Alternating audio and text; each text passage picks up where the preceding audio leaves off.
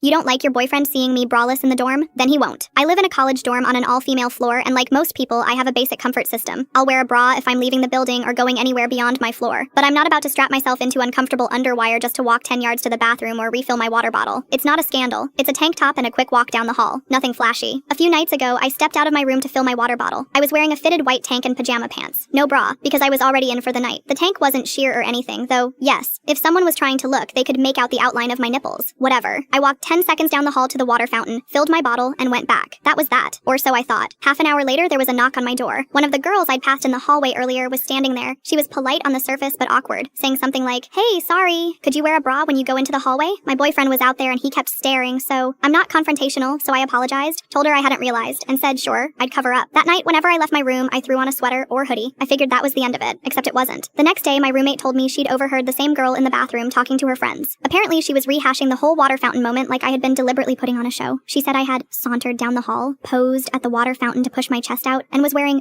basically nothing. Then she and her friends laughed while she dramatically acted it out, right there in front of the bathroom mirror. The performance included exaggerated chest thrusts and slow-motion fountain sipping, apparently. That night, I passed the same group in the hall again, still braless because I was in pajamas and on my way to brush my teeth. She gave me that smug smirk and made a point of looking down at my chest, and suddenly the whole group burst out laughing. I didn't say anything, but I was boiling. I knew what this was now. It wasn't about her being uncomfortable. It was performative jealousy dressed up as morality, and they were trying to make me out to be the villain. But the last straw wasn't even the giggling. It was the next morning when our entire floor got an email from the RA. She said she'd received anonymous complaints about inappropriate attire in the hallway and reminded everyone to keep things modest and appropriate. The tone was general, but I knew exactly who that was aimed at. So I decided if they wanted to play petty, I could match it. See, I remembered something from our orientation weeks ago. That girl's boyfriend, he doesn't even go to school here. We'd been in the same orientation group, and I remembered her talking about how he was visiting her from another school during his gap semester. And I also knew that due to our campus's pandemic policy, off-campus guests weren't allowed in the dorms unless they were family members or registered in advance. So I went to the same anonymous complaint form she had clearly used. I reported that there had been an off-campus male guest seen regularly in the dorm halls. I added that he hadn't been wearing a mask, which was also technically against building policy, even if it wasn't strictly enforced. I didn't name her, I didn't have to. The very next day, another RA email went out. This time it was specific. Due to recent anonymous reports, they'd be enforcing the no guest policy for off-campus visitors. From now on, anyone seen entering or hanging around the halls would be required to show a student ID. No ID, you're out. It was worded carefully, but the message was clear. If your boyfriend doesn't go here, he's not allowed to hang around anymore. That afternoon, I passed her in the hallway again, braless, in a bright pink pajama top, just to make it extra clear. No boyfriend in sight. She didn't say a word this time, just gave me a quick glance and ducked into her room. If she was so worried about her boyfriend seeing the vague outline of my nipples from across the hallway, I figured I'd do her a favor. Now, he won't see them at all.